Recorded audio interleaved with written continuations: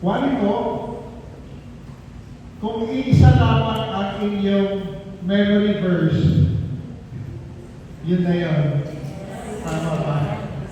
Ay matandali pa na lagi. Samahan niyo kami dito sa aming makikinig, pagmumulay-bulay, naway sa pamamagitan ng iba ng Espiritu, maging maliwanag sa amin at inyong mensahe para sa amin sa umagang ito.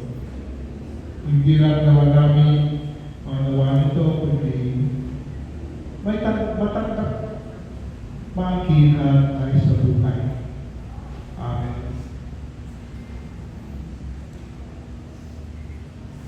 Yung awit ng ating oro ay John 3:16 and 17. Usually, hindi natin masyadong binibigyan ng diin ang 17. Nakafocus tayo sa 16. Actually, ang verse 17 ay parang explanation o expansion ng verse 16.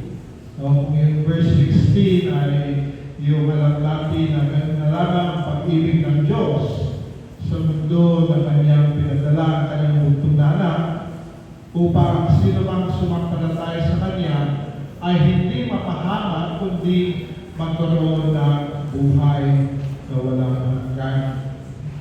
Sinasabi ng 17, hindi pinadala ng Diyos ang kanyang anak dito sa mundo upang hamakin o i-condemn ang mundo, kundi iligtas niya sa pamamagitan ni Kristo Jesus.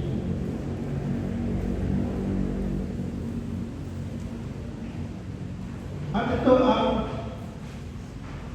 ubod ng Ebanghelyo. Tama ba yung term? Ubod, pinaka-sentro, pinaka-gitna ng Ebanghelyo.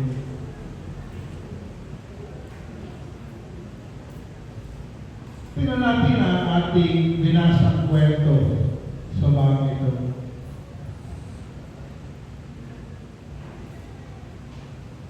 Nang isang gabi, si Nicodemo, hindi lamang isang Pariseo, kundi isang pinuno ng Israel, ay dumalaw sa ating Panginoong Jesus. Alam natin na katunggalin ni Jesus ang mga Pariseo. Maraming pinupunan ni Jesus sa mga Pariseo. Nakikita niya yung kanilang pagbabalat kayo. Nakikita niya na ang hangad ng marami ay magtawag ng pansin sa sarili.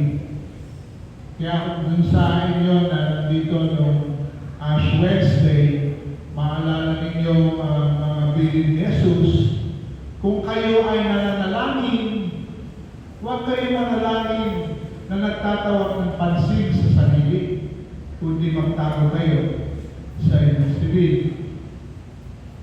Kung kayo ay nagbibigay ng limos, huwag niyong ibalanda, itrompeta sa madla. Kung kayo ay nag-aayuno, huwag kayong mag-ayuno para mapapansin. Dahil yun yung ugali na marami, hindi naman lahat, kundi maraming mga Pariseo. At madalas na pinupunan ng ating Panginoon ang kanyang mga nakikita. On the other side of the coin naman, itong mga Pariseo ay naghahanap din ng bukas kay Jesus. Dahil sa kanilang paningin, si Jesus ay naglalakastangan dahil inaangkin niya para sa kanyang sarili ang mga bagay na para sa Diyos lamang.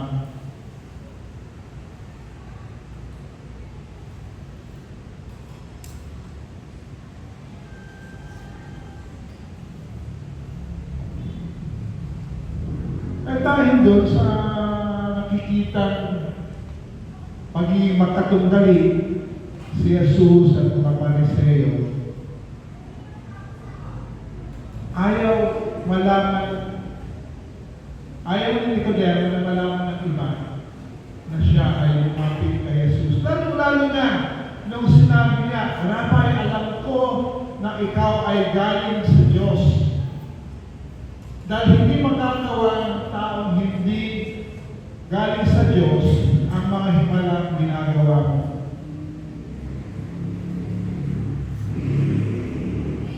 Ano bang hinahanap ni Nicodemo? Nakita niya ang kilos ng Diyos dun sa ginagawa ni Jesus. Marahil gusto niyang maunawaan ang mensahe ni Jesus. Marahil gusto niyang makita yung kung saan galing yung kanyang otoridad.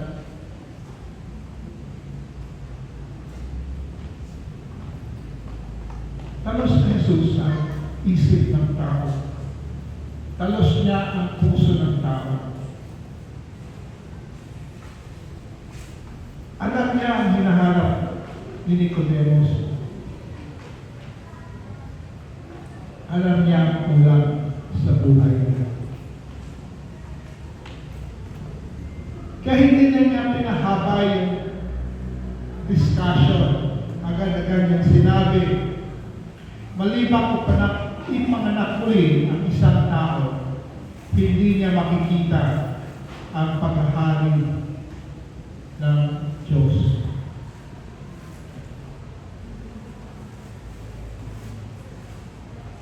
Marami ang kagaya ni Jesus ay ni Nicodemo na nagkaanak.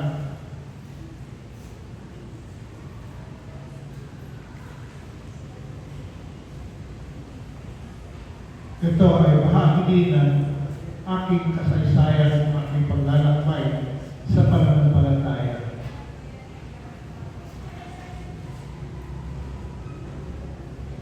Pretty pa lang ako, alam ko na may kulang sa buhay mo. Magaman ako ay laking simbahan. Alam ko ng pastor, nanay ko diyan kuminsan. Pati lolo ko, pastor din. At lola ko, diyan kuminsan din. Unang graduate ng Hanis. Tagakuwaga.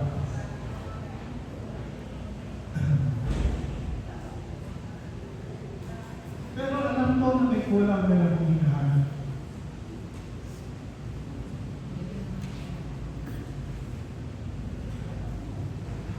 At sa pagsiyasat ko, ang kulang ko ay si Jesus. Hindi dahil hindi ko siya kilala, hindi dahil hindi ko siya napag-aralan, hindi dahil hindi ako naniniwala sa Kanya. Ngunit natuklasan ko dahil hindi ko maisuko-suko ang aking buhay sa Kanya. Kahapon doon sa Bible study ng mga music ministers, pinag-aralan namin yung 4 na klaseng lupa, 4 na klaseng puso na meron ng tao. Yung lupa ng daan na pitpit, kaya hindi mapahon ang binhi na nagre-represent ng salita ng Diyos. Kaya tinutuklaw ng ni Satanas. Ang mapato, kung saan may lupa pero konti lang kaya hindi umuulan. Yung pinalim at pag sumigat na ang araw, mainit na ang araw, ito ay natutuyo agad. Yung pangatlo, yung madawa o matinig, kung saan yung tumubong halaman ay nasasakal.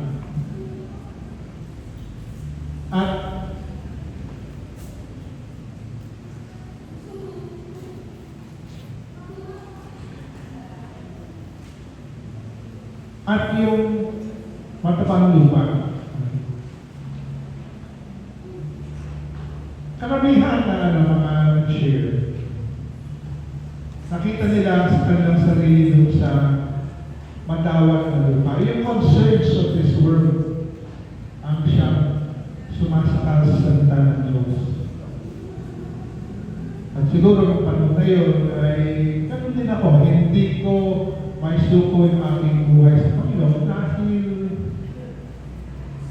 merong mas importanteng bagay naman sa akin sa mundo ng panahon na yun.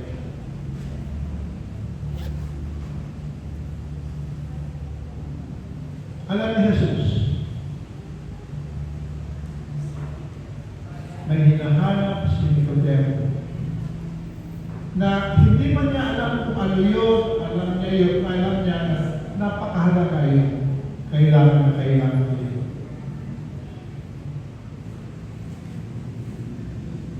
Sinabi ni Jesus sa kanya, kailangan ipanganak ka ulit. Nagkabot ng ulo si Nicodemo. Paano yun? Paano ba ako babalik sa sinapupunan ng aking ina?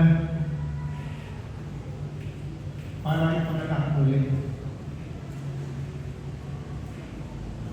Ang struggle ni Nicodemo dun sa kung paano ipanganak ulit ay marahil makatulong sa atin para mas maunawaan din natin ang kapanganakan ulit.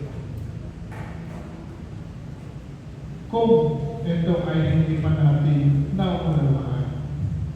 At lalo-lalo na kung hindi pa natin ito nararanasan.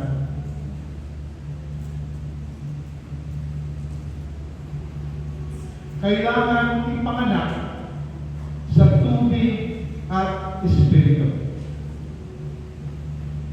Ang pinanganak sa laman ay laman, ang ipinanganak sa espiritu ay espiritu. Yung iba sa atin, akala nila yung ipanganak sa tubig ay bautismo. Pero kung tingnan natin yung parallelism na sinasabi ni Jesus dito, ang pinanganak sa tubig, ang siyang pinanganak sa laman. Dahil ang pinanganak sa laman ay, o pinanganak ay andun sa bahay bata o bahay tubig. At yung ito hindi ko naranasan, alam ko lang theoretically. Ang pinakamadaling pagpapanganak ay pag tamang-tama yung rapture ng sinapupunan para yung amniotic fluid, yung tubig ang siyang maging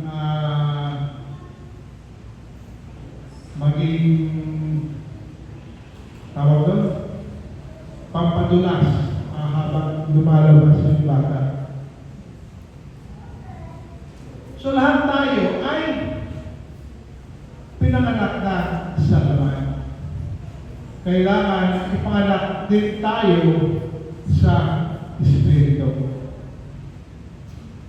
Dahil kay Eva at Adan,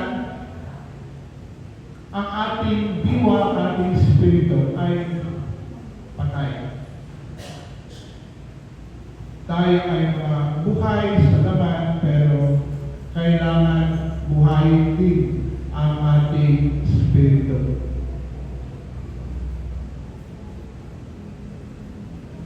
Sa Griego,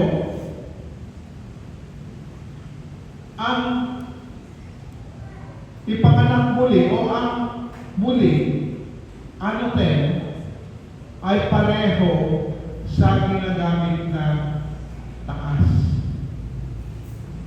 So ang pinanganak ulit at ang pinanganak mula sa taas, doon sa wikang Griego ay iisa. Kung tayo ay panganak muli, tayo ay papanganak mula sa taas, mula sa Panginoon.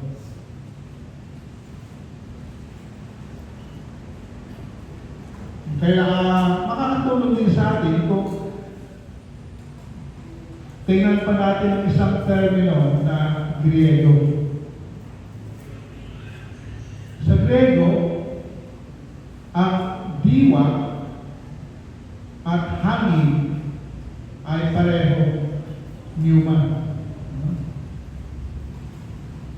Ano ba ang pneumonia? Pneumonia ay sakit sa pulmon. Yung pulmon, yun yung Tagalog ng pneuma. O actually lungs. Pero pag tayo ay pinanganak sa diwa, pinanganak sa banal na espiritu, tayo ay pinanganak na muli. Sabi ni Jesus, hindi natin nararamdaman na narinig natin yung ihip ng hangin, yung ihip ng pneuma. Ngunit, hindi natin alam kung saan ito nanggagaling, hindi natin alam kung saan ito pupunta. Hindi natin naiintindihan na unawa ng lubusan kung paano tayo pinapanang anak muli. Pero ito ay ating nararamdaman. May pagbabago.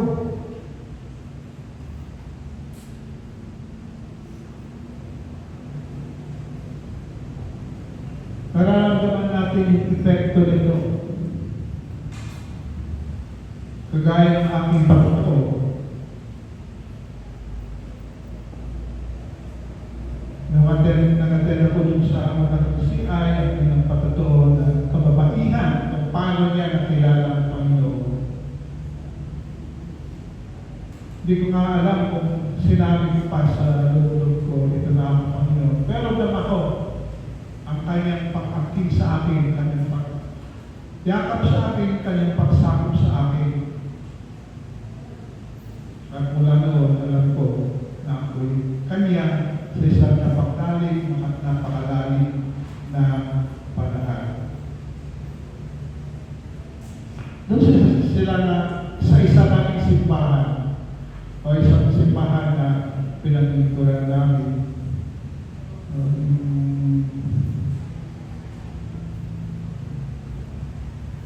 Yung binata ng tubero na masakap sa simbahan, madalas dinadaanan, pag dumadaan ako doon sa kanilang bahay, nakikita ko yung binata, inayaya ko.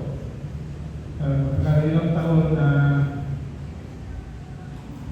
umuo lang siya, pero hindi siya nag-attend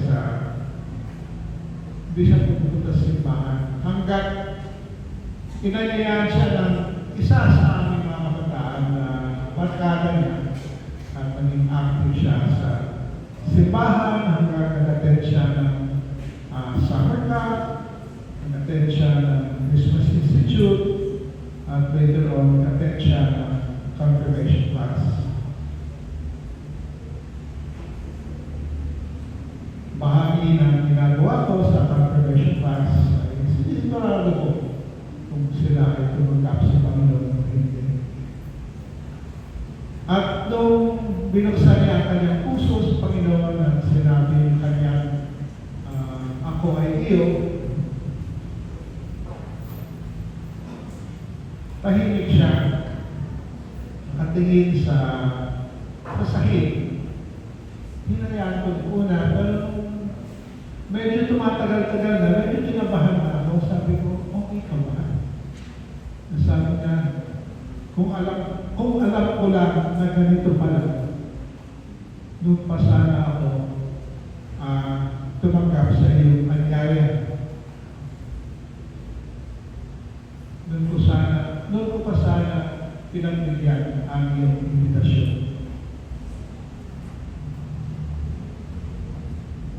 Nang naglalakbay ang Israel mula sa Ehipto patungo sa lumang pangako, sila ay tumindi ang kanilang reklamo. Reklamo na wala na silang makain, reklamo na wala na silang mainom.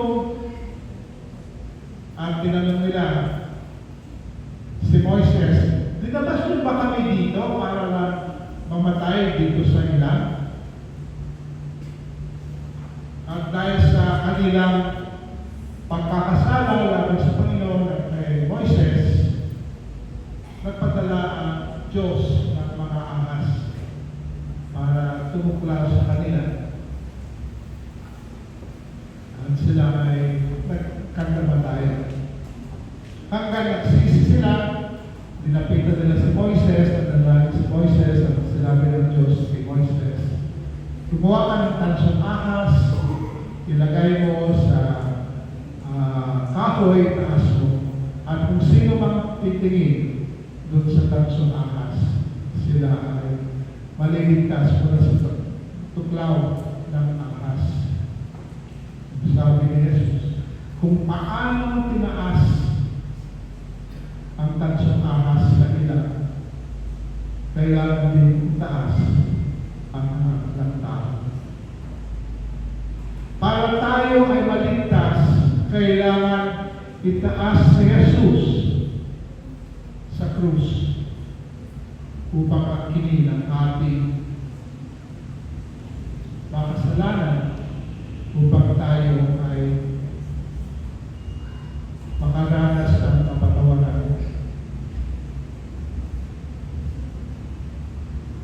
Kailangan itaas ang anak ng tao upang sino mang sumampalataya sa Kanya ay magkaroon ng buhay na walang hanggan. Kailangan itaas siya ng Diyos, ay itaas siya sa krus. Kaya na lamang ang ibig ng Diyos sa sanlibutan. Kaya binigay niya ang kanyang na anak. Upang ang sino mang sumampalataya sa Kanya ay hindi mapapahamak, kundi magkaroon ng buhay na walang hanggan. Kung wala tayo sa kaharian ng Diyos, tayo ay mapapahamak. Hindi natin may liligtas ang ating mga sarili.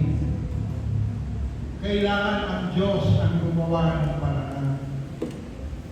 Kailangan mabayubay si Jesus sa krus upang sino mang mas sumampalataya sa Kanya ay hindi mapapahamak.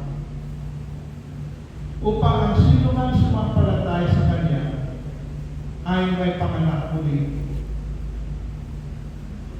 Upang ang sino mang sumampalataya sa Kanya ay magkaroon ng buhay na walang hanggan.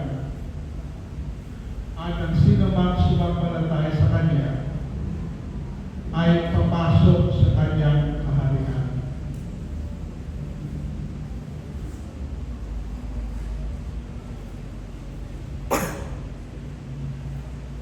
Ito ay ating natatanggap sa pamamagitan ng pananampalataya. Yun yung tinutukoy ng binasa ni Chloe kanina tungkol kay Abraham. Si Abraham ay put right with God dahil sa kanyang pagsampalataya sa Diyos. Naniwala siya at siya ay tinuring na makakarungan. Hindi kaparusahan ang layon ni Jesus, kundi kaligtasan sa pamamagitan niya. Hindi natin gawa ito, gawa ni Jesus. Kailangan natin tanggapin sa pamamagitan ng pananampalataya. Yung ginawa ni Jesus sa krus para sa atin ay ang hingin lang natin kung tayo ay pananampalataya. Ang pananampalataya ang paraan kung paano natin tinatanggap ang buhay na walang hanggan.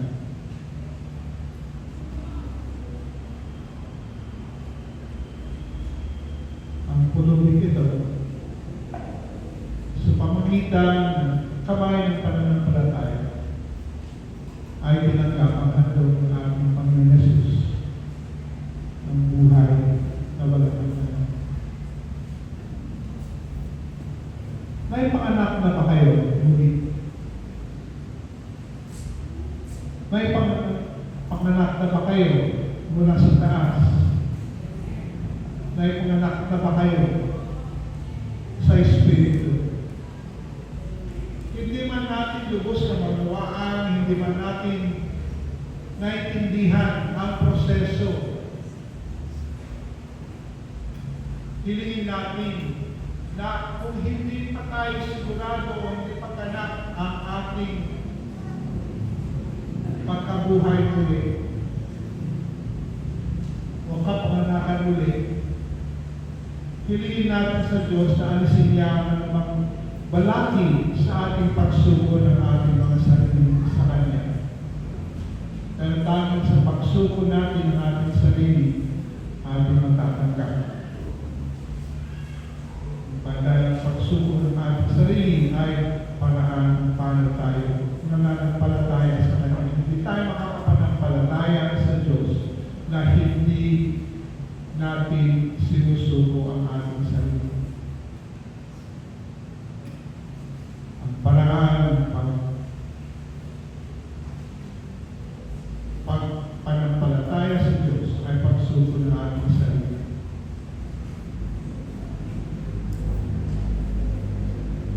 Papanalangin ko bawat isa sa atin, lalo na kung meron dito na hindi man ay susuko ang kanilang sarili sa Panginoon.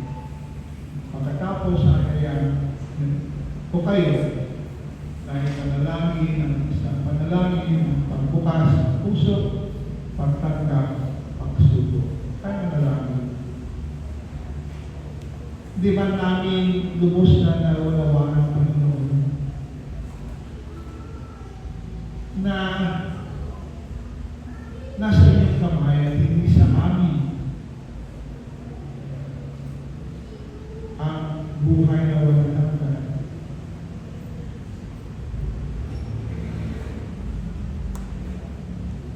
Paliwanag niyo sa amin, O Diyos, na kailangan namin may panganak ulit. Kailangan namin may panganak mula sa taas. Kailangan namin may panganak mula sa Espiritu. Sa pamagitan ng Espiritu, upang kami ay papasok sa iyong kaharian. Kami ay nagpapasalamat dahil gano'n na lamang yung pagmamahal sa amin, binigay niyo ang iyong tunala sa kamatayan sa krus upang hindi kami mapapahamak, kundi magkaroon ng buhay na walang hanggan.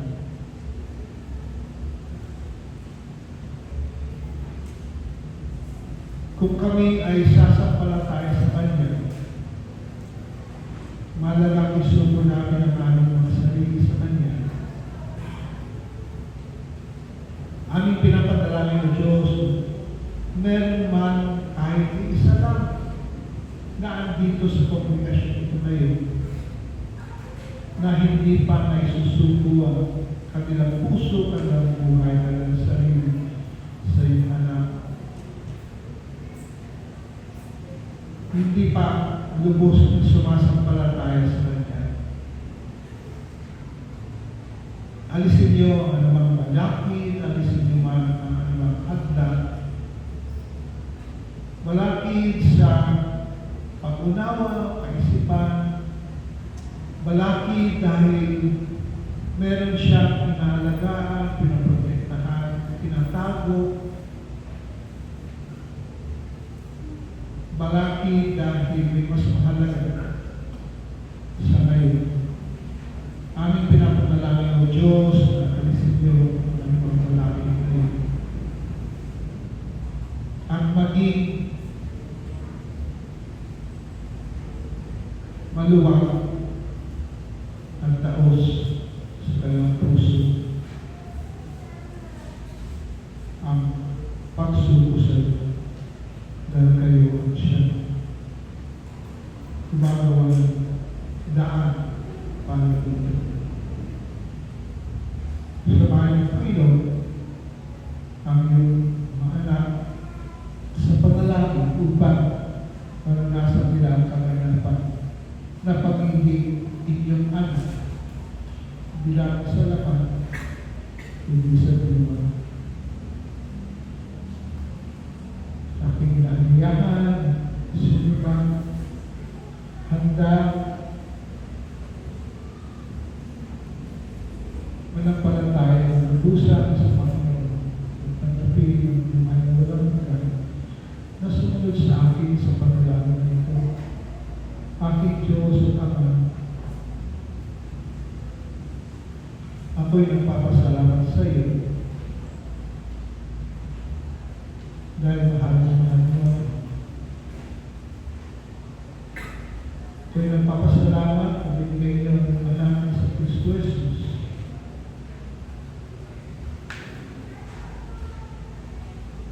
upang mamatay sa Diyos para sa aking mga kasalanan.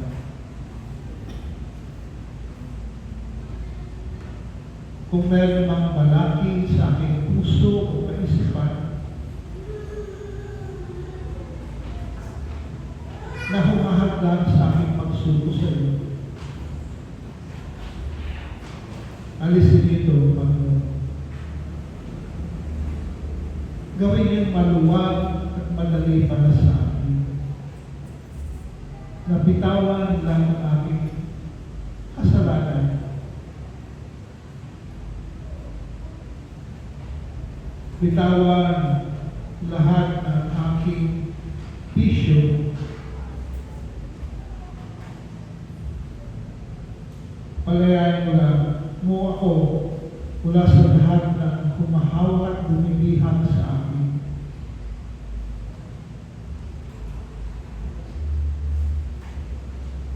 Sa pagkakataon ito,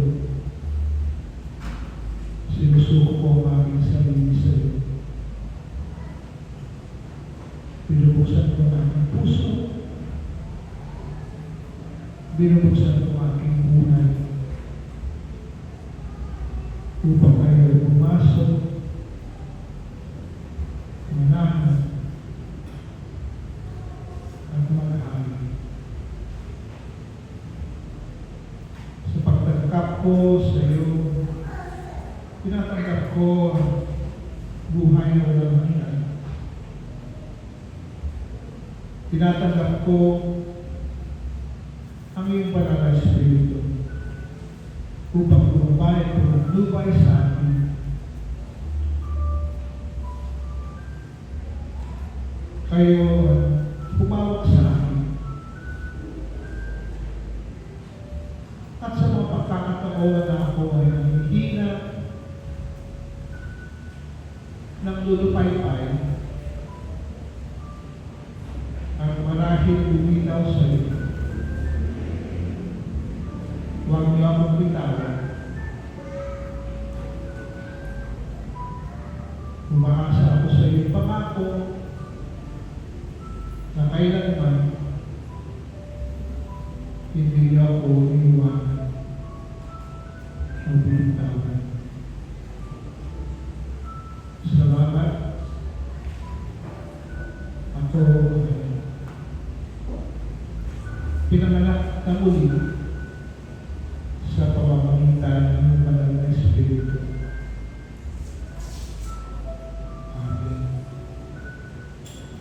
Inyong narinig, O Diyos, inyong talungan bawat puso at kalooban namin.